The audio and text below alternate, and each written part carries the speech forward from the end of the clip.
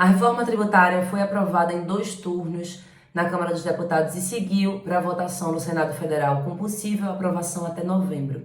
Inicialmente, a reforma tributária vai unificar 5 tributos: IPI, PIS e COFINS, que hoje são de competência da União, ICMS, de competência estadual, e o Imposto sobre Serviços, de competência municipal. Em substituição a esses 5 tributos, haverá a criação de 3 impostos. O IBS, que é o Imposto sobre Serviços, cada ente federativo vai fixar sua própria alíquota. Ele não será um imposto cumulativo, não vai incidir em diversas cadeias e não vai incidir sobre a própria base de cálculo. Vai existir também a possibilidade de criação de um imposto seletivo sobre a produção, comercialização ou importação de bens e serviços que sejam prejudiciais à saúde e ao meio ambiente.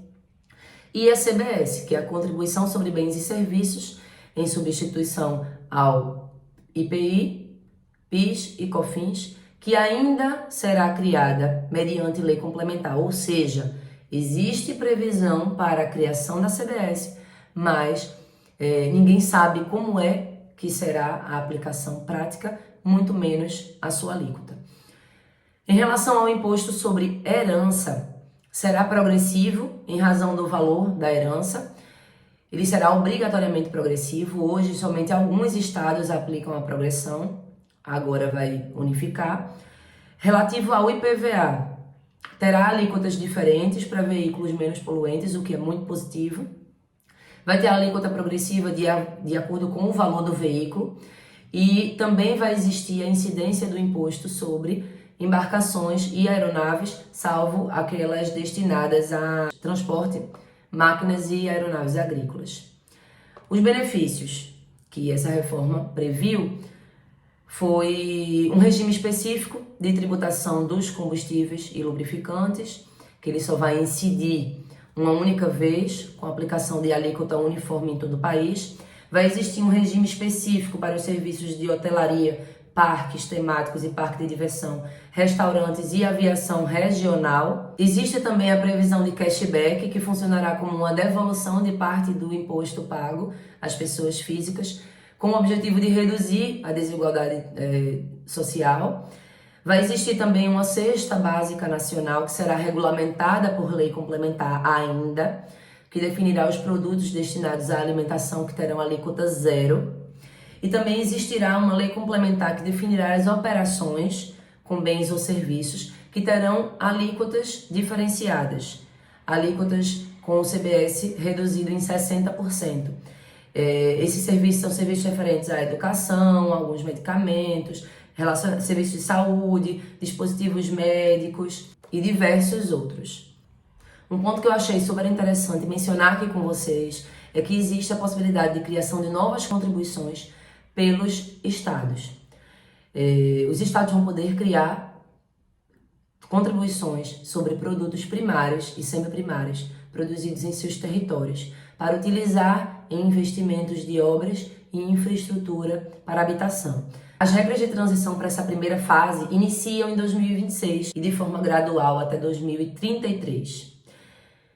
Em resumo, não ficou muito claro qual órgão que vai executar e fiscalizar esses novos tributos. O projeto de lei apenas trouxe a previsão de que o Conselho Federativo de Tributação vai arrecadar, e esse Conselho Federativo ele vai ser representado por 27 membros, representando os estados e o Distrito Federal, e 27 membros representando os municípios e o Distrito Federal com base nos votos. O que é que eu posso dizer para vocês?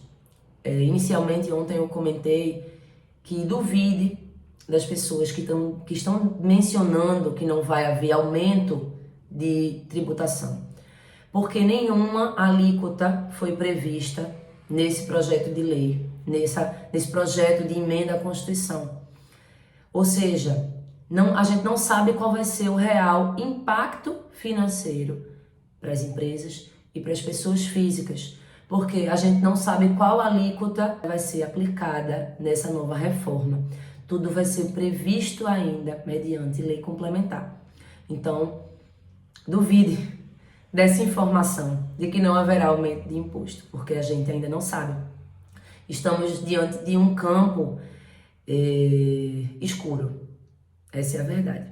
E aproveitando que eu estou finalizando o vídeo, cito para vocês uma frase que eu ouvi de Machado de Assis e que se enquadra muito bem nessa situação.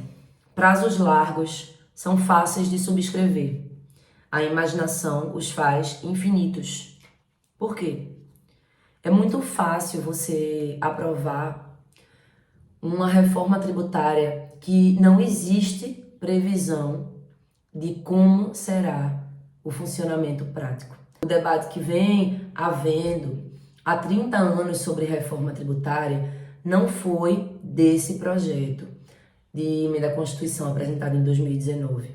E além disso, o deputado que apresentou a proposta, ele apresentou novo parecer no mesmo dia em que os deputados estavam prontos para votar. E eu deixo o questionamento para vocês. Vocês acham que esses deputados tiveram disponibilidade de tempo para analisar esses pontos que foram substituídos às pressas no dia da votação? É isso. Quando a gente tiver informações mais concretas, eu volto a falar sobre o assunto para vocês.